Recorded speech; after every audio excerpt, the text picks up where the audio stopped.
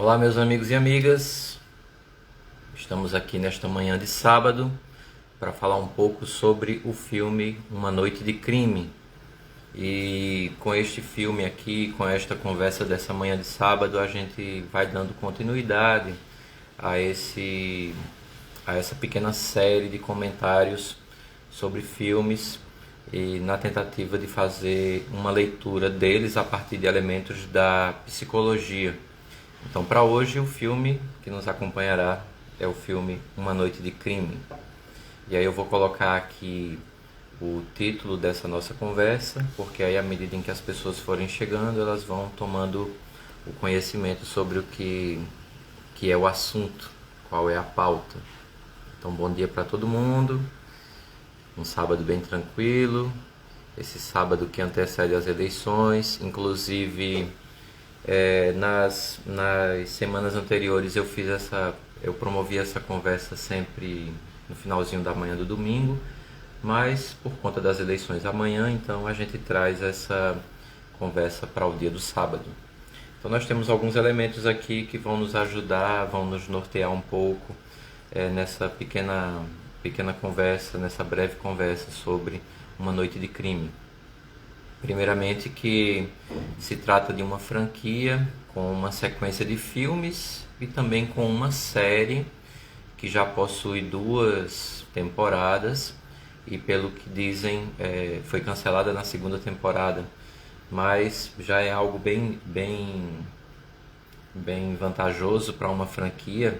Está dividida em filmes e em série, né? Mesmo que sejam só 2 temporadas, mas demonstra uma abertura, um crescimento desta franquia.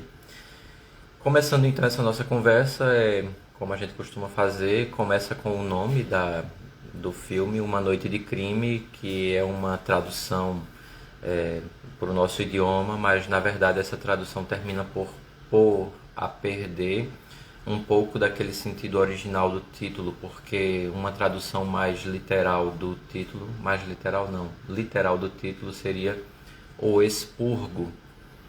E aí, claro, Uma Noite de Crime é o fator comercial que aí necessita de uma visibilidade, então o título para cá ficou assim, Uma Noite de Crime.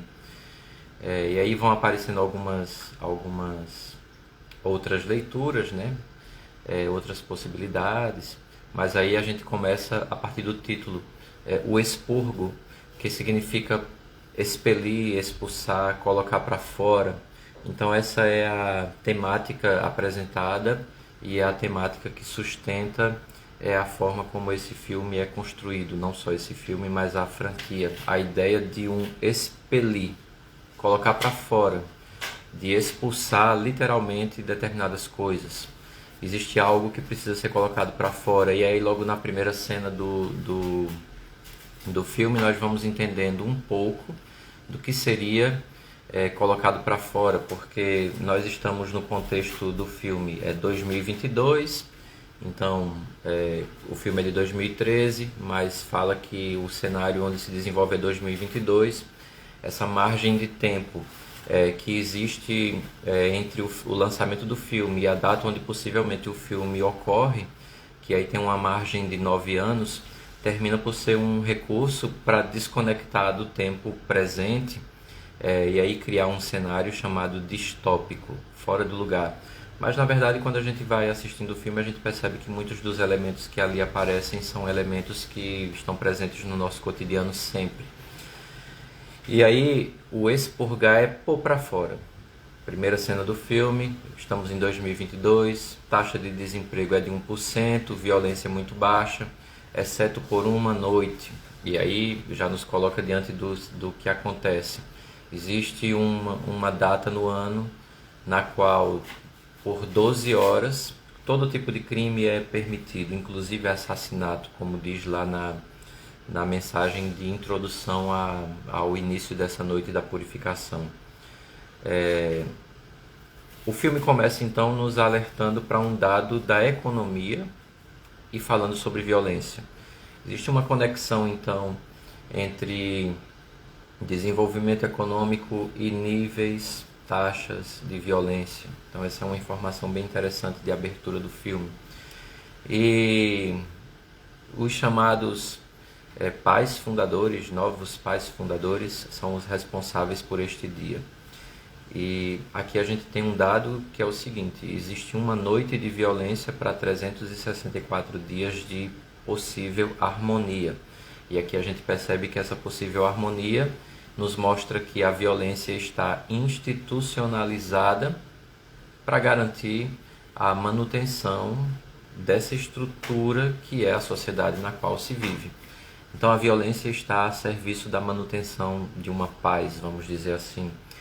Mas isso não é algo novo. Nós encontramos isso na perspectiva de Maquiavel, onde ele deixa claro que a violência é um recurso de manutenção do Estado. Isso está presente também na filosofia de Hobbes, quando ele fala sobre a necessidade de um indivíduo que coordene, que conduza, o soberano da filosofia do Hobbes. É o homem que é escolhido para colocar ordem, mas essa ordem é um freio em um instinto natural de violência e ao mesmo tempo é um ato carregado de violência. Então nós temos essa dinâmica que se apresenta para nós a partir desse filme. Então nós não estamos diante de algo que seja novo, é algo que faz parte da história e também de reflexões sobre a história. Então aqui a gente tem uma passagem que é de um debate sobre a violência para um debate sobre a natureza do ser humano. E à medida em que o filme vai se desenvolvendo, ele deixa muito claro isso, que existe um embasamento na própria condição humana para que se pense uma noite do crime. Esse debate aparece. Existem especialistas que falam sobre isso no filme, que a natureza humana é naturalmente inclinada para a violência. O ser humano é naturalmente violento. Essa dimensão de um ser humano violento é justamente o que eu já falei sobre a perspectiva do Hobbes. O homem é o lobo do homem, então o Estado existe para impedir a guerra de todos contra todos, e aquele que impede a guerra de todos contra todos deve ser duro nesse processo. Então, é uma teoria do Estado, vamos dizer assim, uma teoria da natureza do Estado vinculada a uma teoria da natureza do ser humano, mas uma natureza do ser humano marcada pela violência, pela perversidade, e aí se diz que o ser humano é uma espécie naturalmente violenta. Então tem Hobbes, tem Maquiavel, e de uma maneira muito especial destaca-se que há uma opção, claro que aí a gente que está fazendo essa leitura, mas tem um texto do Freud chamado Mal-Estar na Civilização. E é impressionante como esse texto pode ser lido, elementos desse texto podem ser lidos nessa construção do filme e aí de toda a franquia, né? Essa inclinação para a violência por várias razões. Existem elementos de violência que são respostas a outras atitudes de violência. Existem também instâncias de violência que são resultados de insatisfações, porque logo no começo tem uma fala sobre isso que diz assim: eu vou me vingar do meu chefe e tal. Então veja que qualquer razão para a violência nesse dia é chamado de Noite da Purificação, nessas 12 horas então estaria permitido. E o Mal-Estar na Civilização, escrito por Freud, deixa entender o seguinte: o Freud vai deixar claro que o que separa o ser humano de outros animais é a ideia de civilização. Na verdade, é a capacidade de civilização. Então, aquilo que a gente constrói, que chama de civilização, é justamente a categoria capaz de separar os humanos dos animais. O problema, segundo essa obra do Freud, é que a civilização, como ela é construída, ela afasta o ser humano da sua natureza mais instintiva. Então, isso aqui a gente percebe diluído em toda Noite do Crime, né, que é o filme que a gente está tratando aqui nessa breve conversa. E aí é pertinente ressaltar que esse elemento de distanciamento do instinto garante justamente a ideia de civilização. Que o Freud não faz distinção entre civilização e cultura, né? Para ele são termos similares. Civilização e cultura, cultura e civilização é a mesma coisa. Então essa construção que nós temos e que chamamos de mundo civilizado, na verdade nos separa de um outro mundo que é um mundo instintivo, um mundo carregado de instintos. E essa separação entre o mundo instintivo de cada pessoa e esse mundo coletivo chamado de civilização gera um tipo de mal-estar, um incômodo. E aqui tem alguns elementos que a gente pode destacar. O primeiro deles é a ideia de corpo. Isso no mal-estar e civilização, né? A ideia de corpo. Porque, de maneira pessoal, cada um de nós no seu corpo possui necessidades que são próprias e muitas dessas necessidades são sonegadas, são suprimidas ou reprimidas em nome da ideia de civilização. Então aqui nós teríamos o corpo como uma dessas instâncias de manutenção desse mal-estar. Então é como se fosse assim: para se consolidar a civilização, o mal-estar é um resultado da supressão dos instintos, dessa dimensão instintiva do ser humano. Depois os relacionamentos, o corpo e os relacionamentos. Porque nesse campo de relacionamentos nós estamos lidando com pessoas que possuem seus próprios interesses, suas próprias necessidades, que por sua vez também precisam ser suprimidos em nome da manutenção da civilização. Terceiro elemento, o mundo externo, esse mundo que é exterior a nós e que é pautado por normas que são exterior a nós, que são diferentes daquilo que nós pensamos e ao qual nós nos adaptamos com vários esquemas sociais, religiosos, esquemas de trabalho e outros esquemas familiares. E aqui o outro elemento que eu destaco é a ideia de culpa.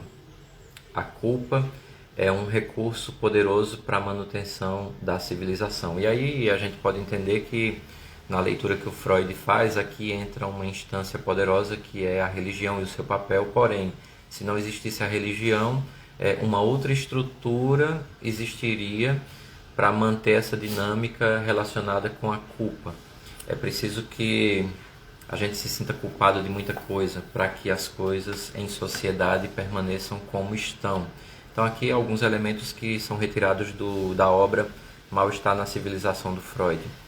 E esse mal-estar gerado pela separação entre civilização e o mundo instintivo, entre cultura e essa dinâmica instintiva do ser humano que tem que ser negada,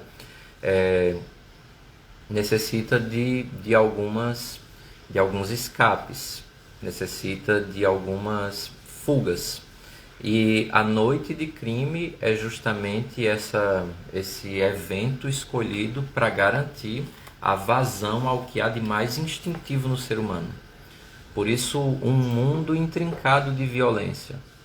E violências cometidas pelas mais diversas razões e com requintes de crueldade. E aqui tem um ponto que a gente precisa destacar, que se a violência faz parte da natureza humana, como está descrito no filme. O filme apresenta essa ideia, né, como propaganda midiática para a noite do crime, mas se a gente admitisse que a violência faz parte da natureza humana, quando essa violência se associa a partir da racionalidade, ela ganha requintes poderosos de crueldade, de perversidade, inclusive de cinismo, como a gente vê desenvolvido nesse filme.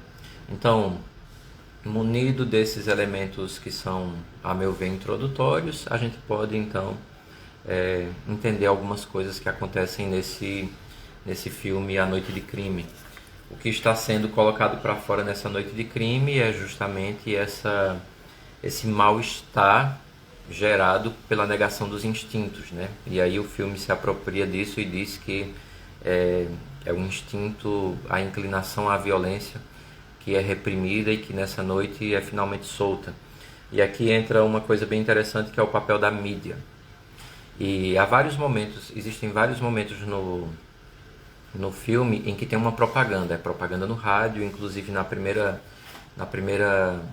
primeiro momento do filme, onde James Sandin, que é o protagonista dessa história junto com a sua família, ele está no seu carro, voltando para casa e vendo a rua, tal, como as coisas estão, como as pessoas estão se preparando para a noite da purificação, a noite do expurgo, né?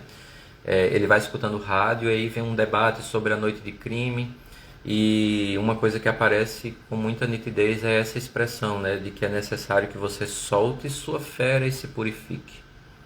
Então essa imagem de uma fera aprisionada é mais ou menos o que eu estou tentando alinhar com o mal-estar na obra do Freud, né? Aquela carga instintiva que está aprisionada e que vai ser solta nessa noite. Só que aí é solta com toda a violência que lhe é inerente, segundo essa perspectiva apresentada no filme. Então a mídia tem esse apelo. Uma hora é o rádio, mas também quando aparece na televisão, existem momentos da televisão. Um dos momentos da televisão primeiro é quando se anuncia a noite do crime, tem uma propaganda, tal, as bênçãos dos pais fundadores, que abençoem a América, essa nação renascida, tal, começa a noite do crime, pronto. E aí outros elementos de TV as notícias da violência que vão sendo veiculadas abertamente na TV. Isso aí é algo que pode até parecer absurdo, mas a gente vê isso todo dia nos nossos canais de TV aberto ali, meio-dia, à noite, essa violência que está estampada para todo mundo ver na TV nesses horários aí. E por pior que possa parecer, horário de almoço e horário de janta, né, mais ou menos aí. Então é algo que a mídia vai sendo apresentada no filme como essa instância que divulga e que tenta fortalecer a crença na noite do crime, mas é algo que a gente vê corriqueiro no nosso cotidiano, em rádio e TV. O sensacionalismo, chamado de jornalismo, é algo que a gente vê todo dia e que a gente, infelizmente, se acostumou, considera normal. Então, a gente poderia dizer nesse primeiro momento que o papel da mídia nesse processo é de uma naturalização da violência. É uma naturalização do discurso sobre a violência e a naturalização da ideia de que essa violência é natural ao ser humano, é inerente ao ser humano. Passando dessa dinâmica de mídia, a gente destaca que o filme se passa todo num contexto de classe média alta. Inclusive isso é falado mais de uma vez, né? Da riqueza das pessoas que estão ali. E a família do James Sandin, que é justamente a família que vai fazer o filme girar, o filme gira em torno deles, é uma família de uma crescente econômica por conta da venda de recursos de segurança.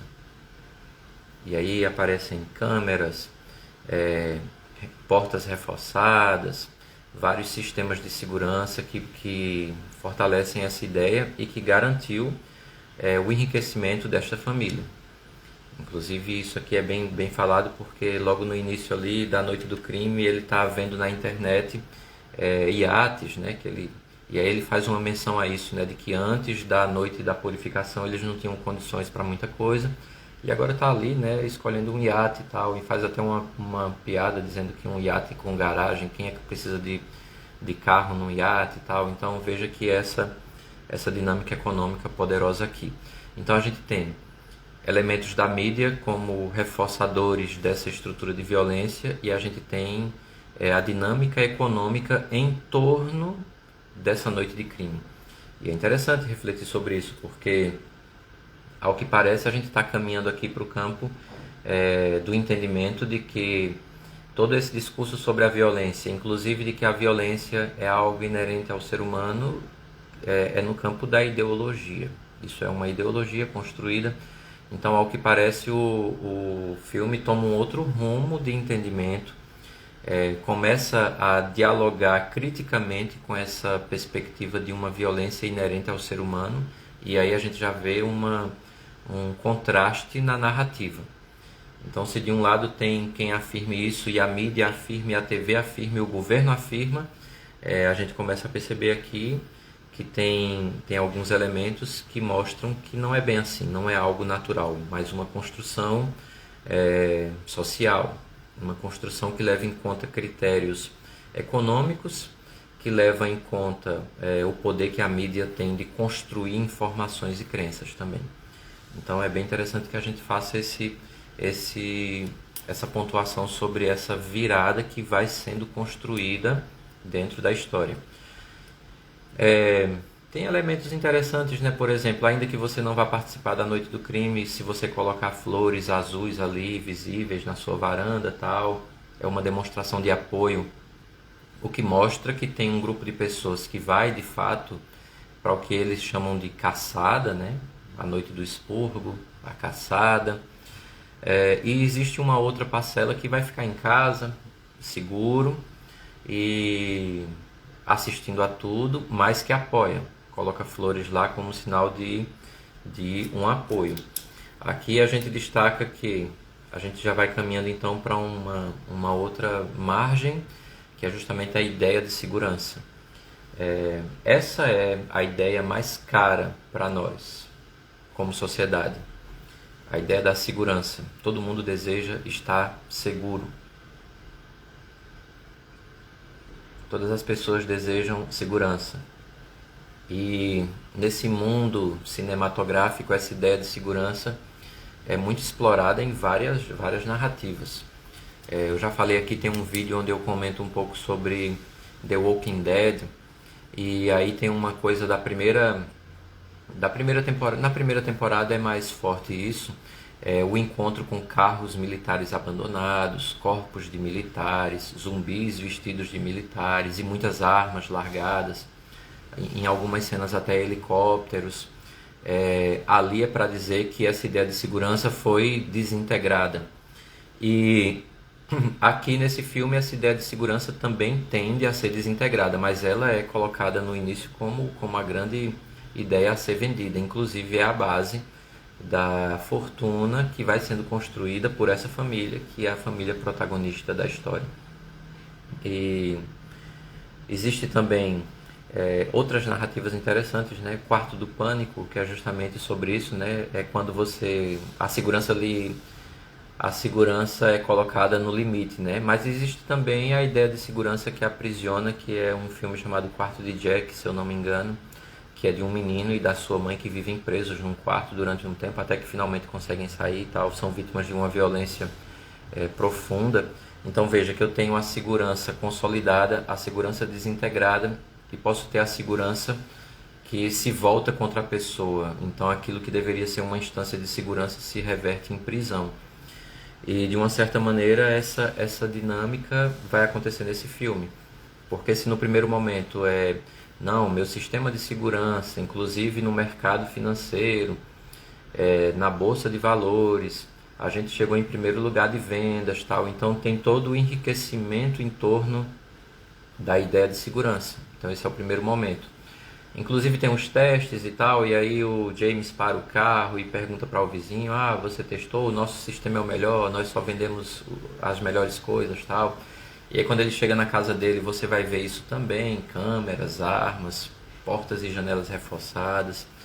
Você aperta um botão e baixa uma coisa para proteger sua janela, para proteger sua porta. Então esse é o grande sonho de segurança que todo mundo tem. Todo mundo quer estar seguro. E essa perspectiva de segurança, como a gente vai vendo aqui nessa narrativa, vai ser muito importante porque ela garante a autenticidade da própria noite do crime.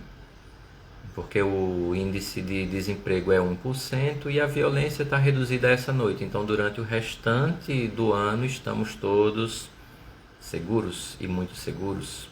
Então, a ideia da segurança consolidada é o primeiro momento.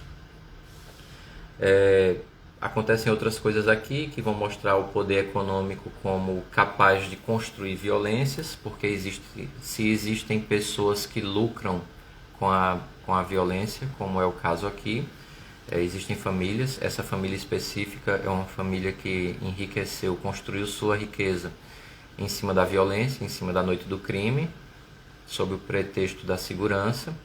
Por outro lado, aqui existe uma perspectiva de muito cinismo e muita inveja. E aí tem uma cena onde uma vizinha da família Sandin vai lá e leva uma oferta, né? Vai lá e tal, e conversa e diz assim, ninguém teve um ano tão bom quanto que vocês, inclusive estão dizendo que foi a vizinhança que pagou essa reforma que vocês fizeram, essa ampliação, a ala nova da casa de vocês é com o dinheiro da gente e tal. Então veja que vai se fortalecendo essa ideia do fator econômico como um fator que também delimita e de certa maneira alimenta estruturas de violência, né? E aí tem uma separação ali, um bairro de uma classe rica e vai cada um para sua casa, se separam e tal. E aí a gente finalmente chega na casa da família do James, Sr. Sandy, e aí tá todo mundo lá quando começa a noite do crime. E aqui a gente vai percebendo que o filme caminha para nos mostrar vários elementos que rompem com o ideal de uma violência natural. Então não seria isso que é defendido aqui a partir desse momento do filme, porque quando a noite do crime começa, tá todo mundo ali bem protegido e de repente o filho mais novo do James vê que existe um homem na rua pedindo socorro porque está fugindo de um grupo, e ele abre todo o sistema de segurança e o homem entra na casa, e aí começa uma situação bem delicada porque eles são apoiadores da noite do expurgo e estão impedindo um expurgo, então eles vão ficar ali no meio de um conflito, né? E aqui tem uma mensagem muito interessante, né? Porque aqui a gente começa a perceber que a segurança vai ser contestada, a segurança vai ser diluída de um certo modo. Essa ideia de segurança não vai se sustentar, porque de repente aquilo que estava lá fora, a violência do mundo externo, está dentro da nossa casa. Então a segurança não é perfeita, né? Nossa ideia de segurança conhece poderosos limites, é o que a gente vê aqui. E o rapaz que entra na casa é um rapaz negro. Assim que ele entra na casa, tem uma coisa bem interessante que acontece, que é o seguinte: um namorado da filha do James lá, e é um namoro que ele não quer. O rapaz está dentro da casa com uma arma e atira nele, ele atira no rapaz. Quando o rapaz sobe ferido com a namorada dele, que é a filha do James, leva ele para o quarto ferido. E o James percebe que acabou o tiroteio. Em vez de perguntar pelo atirador, ele pergunta pelo suposto invasor, que é um homem negro. Essa cena é uma cena emblemática para mostrar que essa estrutura de violência montada aqui é direcionada especificamente a elementos pontuais da história, pobres, negros. Inclusive isso é debatido no início do filme numa cena de rádio, mas aqui aparece bem pontual.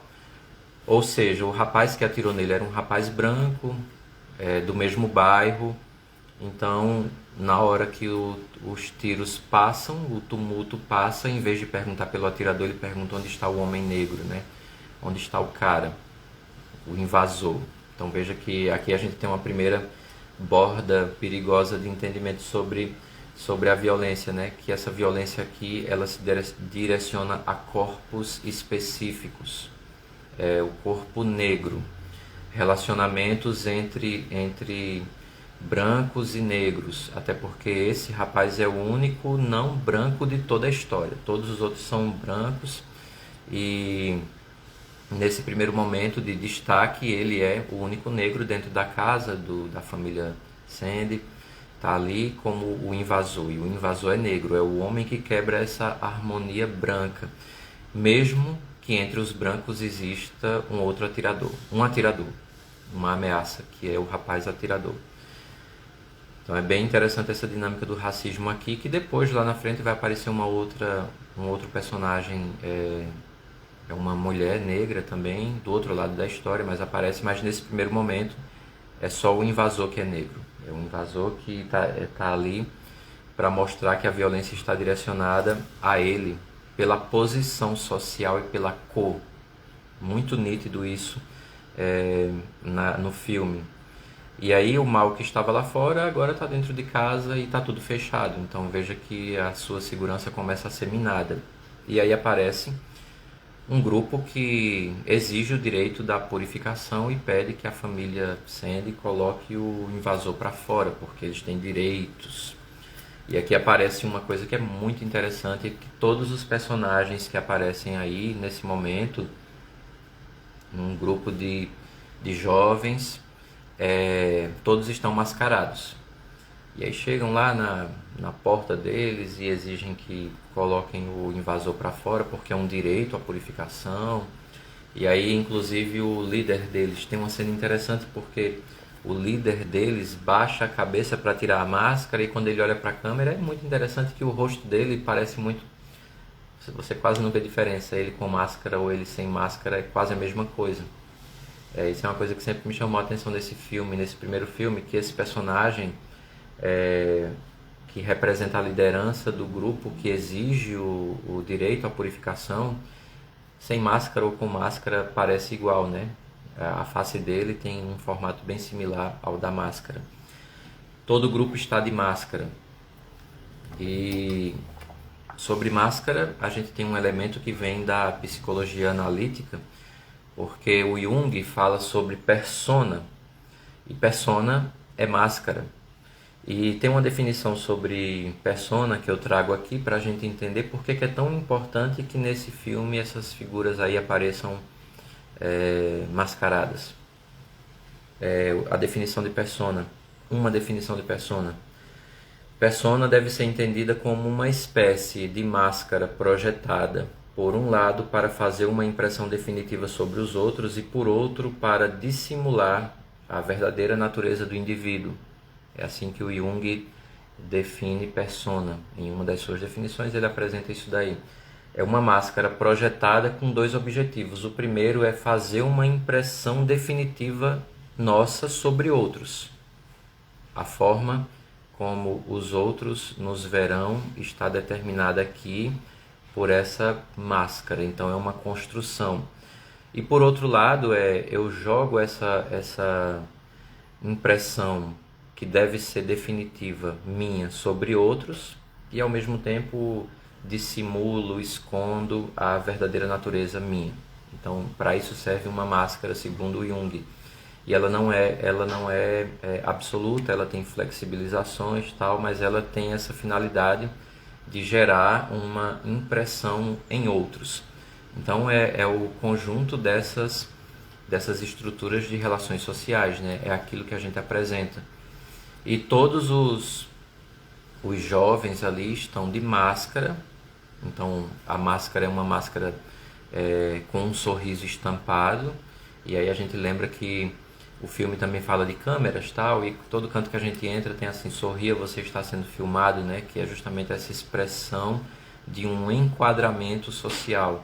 Então esses rapazes e mulheres ali mascarados, as máscaras com um sorriso estampado, denotam justamente, essas máscaras denotam justamente essa dinâmica de interação social, ou seja, visivelmente sorridentes, mas as atitudes escondidas, a verdadeira natureza desses indivíduos traz em si esse desejo de fúria sobre outros. Sobre quem? Sobre pobres e negros, né, como está aqui apresentado. Por outro lado, o líder deles retira a máscara. Então ele mostra a sua real natureza. Ou não, porque o seu rosto é muito similar à máscara. Então isso aqui é uma coisa que fica em questão, né? Fica em debate. A não ser que exista uma plena identificação entre aquilo que ele externa socialmente e aquilo que ele acredita, né? Que é justamente o que ele está vivendo ali sem a máscara.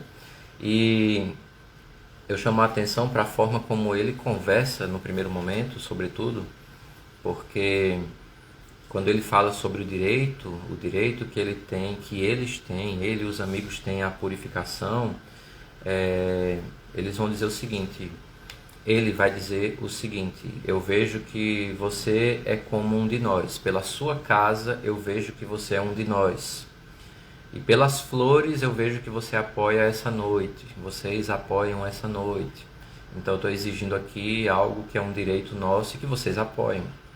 Então é um encontro entre uma dinâmica violenta de sociedade e um outro aspecto de sociedade que é totalmente alheio, indiferente nesse primeiro momento alheio à violência que ocorre. Porque se não tivesse acontecido essa entrada do homem negro nessa casa, essa família passaria a noite inteira vendo na TV os elementos ali de violência e pronto, teria passado por isso mesmo.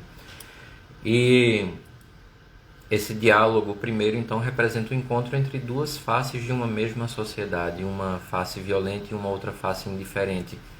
Mas o discurso também traz essa dinâmica de desconstrução das aparências, porque ele está sem a máscara e diz assim: nós vestimos a nossa melhor fantasia, a nossa melhor máscara, é mais ou menos assim, né? O nosso melhor personagem, é mais ou menos essa ideia que vai sendo transmitida.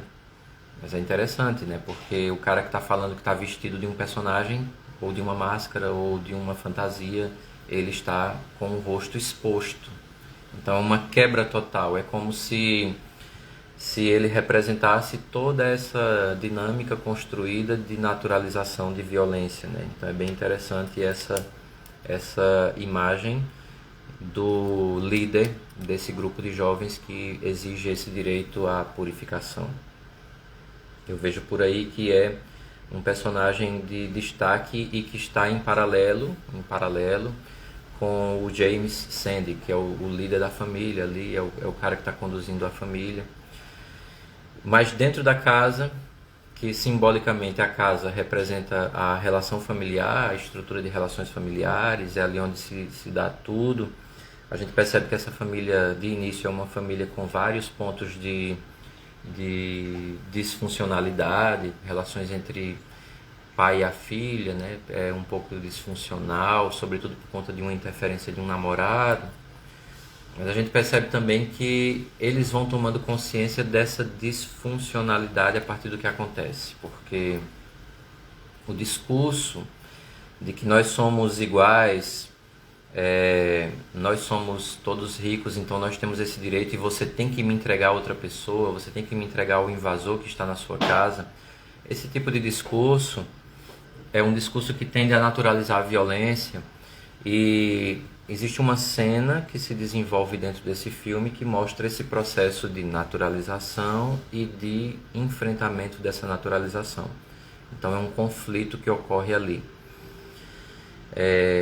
O James decide que eles vão ter que entregar o homem negro para os jovens que estão lá fora. Essa decisão está tomada, essa decisão é definitiva e ele executa de uma certa maneira quando ele consegue prender o rapaz negro.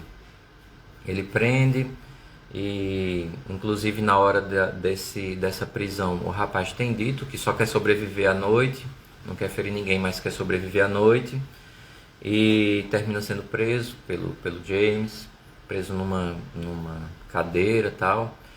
E para colocarem ele numa cadeira, colocam um abridor de carta numa ferida dele, porque numa luta corporal ele foi baleado. Então o James pede que a sua mulher coloque o abridor de carta, que é mais ou menos um tipo de estilete, né? Coloque na ferida dele, e ela coloca na frente dos filhos, né? A menina tá retornando porque ela estava inconsciente, e quando ela retorna, ela abrindo os olhos vê aquela cena, e o menino também assiste essa cena de violência extrema promovida pelos pais. Eles assistem essa cena promovida pelos pais. E chama a atenção o fato de que eles não aceitam aquilo, mas o pai acha que é normal, porque na cabeça dele ele está reconstruindo a ideia de segurança, né? Ele está colocando aquele cara vai tentar colocar aquele cara para fora, porque colocar ele para fora garante a segurança da família dele. Isso é algo que a gente vê cotidianamente, né? Em vários momentos a gente abre mão de outras pela indiferença, pela omissão. A gente abre mão de outras vidas para garantir que as coisas fluam bem para nós, para a nossa estrutura, para a estrutura que nós articulamos e que chamamos de nossa estrutura de sociedade, né? Ou de vida, modelo de vida. Até que começa um conflito de ideias, porque a mulher do James olha e diz: veja o que a gente está fazendo, quando foi que a gente se tornou isso? Então veja que ela começa a tomar consciência, uma consciência diferente sobre algo que está acontecendo de totalmente errado, né? Totalmente errado. E aí é que ele finalmente acorda, né? Essa tomada de consciência é uma quebra com toda a propaganda midiática sobre a violência, é uma quebra de todo o ideal falso de segurança, também é uma quebra de um ideal de economia alimentado por essa estrutura de violência e de privações. Então ele decide lutar, né? Nós não vamos entregar mais esse homem que é chamado de mendigo, né? Nós não vamos entregar o mendigo, nós não vamos entregar, nós vamos lutar. Então ele decide enfrentar quem está lá fora. E é aí que a segurança é desintegrada, porque o grupo que está lá fora traz caminhões e correntes e arranca as proteções das portas e a casa é invadida, né? Então veja que a gente tem aqui 3 linhas de segurança, né? Uma segurança consolidada no início, uma segurança que vira um tipo de aprisionamento no segundo momento, porque tem um estranho dentro da casa e tem todo o risco que isso traz. E aí uma segurança desintegrada, que é quando os fortalecimentos de portas e janelas, as grades, são todos arrancados e começa uma invasão. E aqui é um segundo tipo de invasão, né? Porque o primeiro invasor só queria ficar seguro nessa noite. Na segunda invasão, os invasores querem matar todo mundo, né? A ideia que é transmitida é essa. E aqui tem um conflitozinho também, porque se a primeira vítima de violência é o homem negro e pobre, essa violência é cometida pelos iguais, né? Pelos iguais ao Sandy, né? Pelas iguais à família Sandy, os que têm poder aquisitivo, porque inclusive isso é dito pelo líder dos jovens lá, né? Vocês são ricos como nós. E esse tipo de gente, é feita essa menção, esse tipo de gente foi feita para satisfazer a nossa necessidade de purificação. Então esse aqui é um elemento que merece destaque nessa história, porque aquela violência que era algo natural aparece de outra forma, né? De exploração de relações aqui. Então a gente tem aqui uma virada de perspectiva muito interessante, porque mostra que não é uma naturalização da violência, mas uma construção social da violência, e uma violência que leva em conta fatores como classe e fatores como a cor da pessoa, pobres e negros. Isso vai ser desenvolvido na sequência dessa franquia, porque, por exemplo, no primeiro filme aqui tem o ideal de segurança poderoso. No segundo filme e no terceiro filme, ao improviso da segurança, né? Coloca madeira na porta e tal. Então veja que a forma como os ricos entendem a segurança é diferente da forma como os pobres. Então tem essa dinâmica de classe que vai ser aprimorada com o andamento dessa franquia, né? Mas a gente vê isso representada na vítima que está dentro da casa, que é o homem negro e pobre. A gente vê que isso já está lançado para nós aqui. Então a violência como um elemento inerente à estrutura de sociedade que nós montamos e não inerente à condição humana, né? Então começa com uma propaganda de que a natureza humana é violenta e se encaminha para uma percepção de que não, o nosso modelo de sociedade é que se alimenta da violência. Então isso é muito, muito interessante acompanhar isso nessa narrativa. Essa ideia da tomada de consciência do James sobre a sua necessidade de lutar, porque aquele homem também tem um direito, é antecipado por um discurso muito, muito pautado por esse ideal de egoísta de classe, né? Porque ele diz, você tem que morrer lá fora como um homem, sozinho, ou então como um covarde aqui, expondo a minha família. Então veja que é um interesse privado e tal. E aí depois da quebra, eles começam a lutar pela manutenção da família, né? E aí é um spoiler, porque já é um filme antigo, quem já dá para ter visto essa história. Quem não viu também, não muda nada na narrativa. O James não sobrevive, que é o pai da família, ele não sobrevive. E aí finalmente, quando a família está para ser executada, os vizinhos aparecem e salvam eles, tal. E aí aparece uma mulher negra também entre os vizinhos, né? E aqui a gente tem um contraste de raça, de entendimento sobre a condição de classe, porque nós temos um homem negro pobre e uma mulher negra com poder aquisitivo, e ela se vê na condição de superior, e inclusive capaz de gerar violência. Isso é interessante também, embora não seja a pauta principal dessa narrativa, é Uma Noite de Crime, mas é interessante a gente perceber isso, como o racismo faz com que inclusive as vítimas da violência reproduzam essa violência caso não tomem consciência da condição em que estão vivendo, né? E inclusive eu já comentei alguns filmes sobre racismo aqui, Corra, Bem-vindo a Marley Gaumont, então são filmes que podem ser encontrados aqui, comentados, tal. Então abrem esse debate sobre esse racismo, um entendimento de que toma conta da própria consciência, de modo que a vítima do racismo não consegue perceber isso e se dá o direito de reproduzir a violência, né? Então aqui nós temos essa personagem negra que representa essa perspectiva também. E os vizinhos salvam a família Sandy e tal, aí começa o agradecimento, parece que tudo vai terminar bem, mas não. Aí a vizinha diz: olha, mas não agradeça muito não, viu, porque a gente veio aqui porque vocês são nossos. E aí amarra a história no fator econômico. Vocês enriqueceram com a ideia com esse sistema de segurança e ainda jogaram a riqueza em nossa cara, tal. É a mesma ideia que estava lá no início, né? Voltou, né? Que é a ideia da reforma da casa, a construção de uma ala nova na casa, com o dinheiro da venda de sistemas de segurança. Então veja que é pautado pelo econômico, né? Uma violência pautada pelo poder econômico. Então a gente poderia ver aqui que, se por um lado a gente traz mal-estar na civilização lá no início como um dos pontos para ser comentados a partir dessa narrativa desse filme, a gente poderia trazer outras aqui que fazem ponderações interessantes, né? Eros e Civilização, que é de um autor chamado Herbert Marcuse. Então é interessante também esse debate que contraria um pouco essa naturalização da violência, né? E termina que o homem negro, que antes era um invasor, é ele quem salva a família de fato dos vizinhos, que são algozes disfarçados de heróis, né, nesse momento.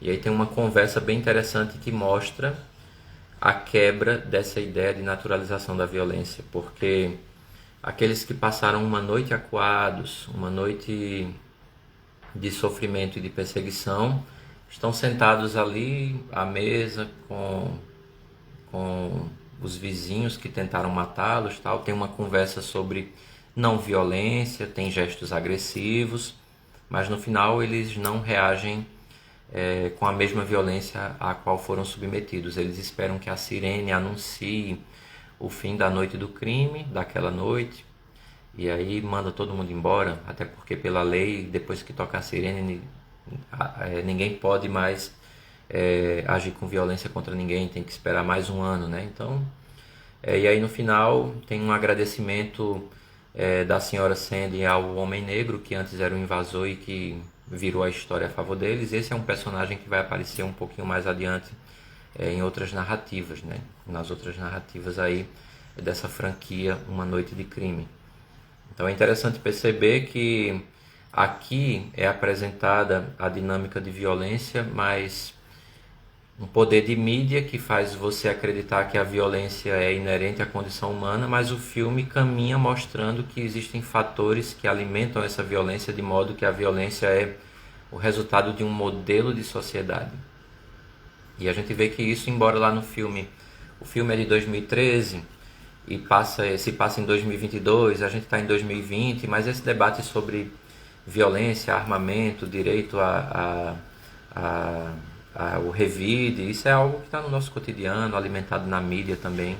Então é um filme que traz esse debate muito interessante sobre natureza humana, sobre violência, mas também sobre a construção social da violência e como ela se direciona especificamente, levando em consideração classe, levando em consideração a cor da pele da pessoa, né? E aí não precisa falar muito, porque os números que nós temos sobre violência contra pessoas negras, inclusive foi divulgado essa semana novamente, dados, é algo que a realidade comprova, não há como fugir dessa realidade, né? A violência, no nosso caso, por exemplo, a violência no Brasil ela tem cor, ela tem classe, ela tem gênero, né? Então é um filme que levanta esse debate interessante sobre como nós muitas vezes somos engolidos por esquemas ideológicos que nos fazem acreditar e aceitar como natural e normal aquilo que nunca pode ser nem natural e nem normal. Então esses aí são alguns apontamentos que eu trago sobre esse filme, Uma Noite de Crime. Eu espero que seja uma abertura de conversa. No futuro talvez eu traga os outros filmes da franquia. E por aqui eu vou encerrando as minhas transmissões, desejando um final de semana bem sossegado, agradecendo a quem passou por aqui. Lembrando que amanhã é o dia da eleição, se você vai votar, vá com todo cuidado, não esqueça o documento, não esqueça a máscara, caneta e álcool em gel. E depois você volta para casa, se cuide, cuide dos seus e comemore aí, se for o caso, né, comemore com cuidado, sem aglomeração. E aí semana que vem a gente se encontra para mais uma conversa sobre um outro filme. E esse é o nosso Psicologia e Cinema dessa semana. Então muito obrigado para todo mundo e um final de semana bem sossegado. Passaram por aqui Luci